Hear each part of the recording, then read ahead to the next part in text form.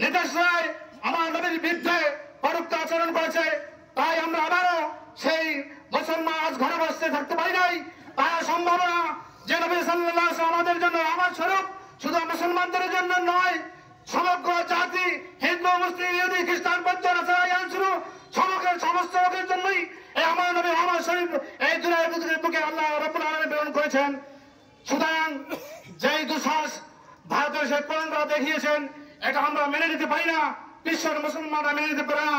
তাই আমরা সে ভারতের বর্তমানে যে রাষ্ট্র ক্ষমতা আছেন তাদেরকে জানিয়ে দিতে চাই, অবিলম্বে এই কোরআনদার হিন্দু রামগিরি মহারাজ ও বিজেপি সংসদকে বিচারের কাঠগড়ায় এনে সর্বোচ্চ শাস্তি দেওয়ার জন্য বিশেষভাবে অনুরোধ জানাচ্ছি।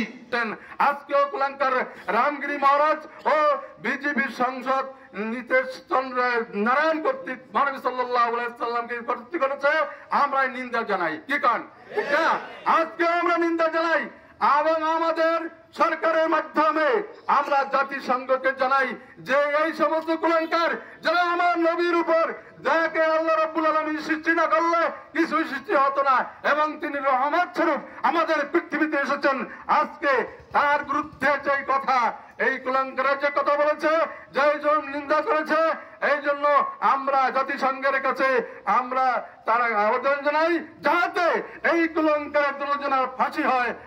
বিশ্বনবী জনাব মুহাম্মদ রাসূলুল্লাহ সাল্লাল্লাহু আলাইহি ওয়াসাল্লাম সম্পর্কে কটূক্তি করতে পেরেছো। আজকে এই বাংলাদেশ জমিয়ত হিজবুল্লাহ যুব হিজবুল্লাহর পক্ষ থেকে, গলাফাড়ার পক্ষ থেকে আমরা তোমার নিন্দাবাদ জানাচ্ছি।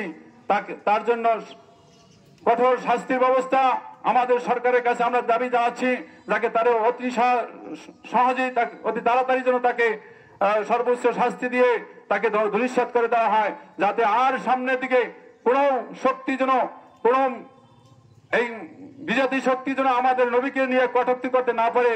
আমরা নবী প্রিয় নবী হযরত মুহাম্মদুর রাসূলুল্লাহ সাল্লাল্লাহু আলাইহি ওয়াসাল্লাম সেই যাকে সৃষ্টি না করলে আল্লাহ তাআলা কিছু সৃষ্টি করতেন না, তার বিরুদ্ধে এবং আমাদের উম্মাতুল মুমিনিন হযরত আয়েশা সিদ্দিকা রাদিয়াল্লাহু তাআলার বিরুদ্ধে যে কটূক্তি করেছেন, এটা অত্যন্ত দুঃখজনক ও নিন্দাজনক।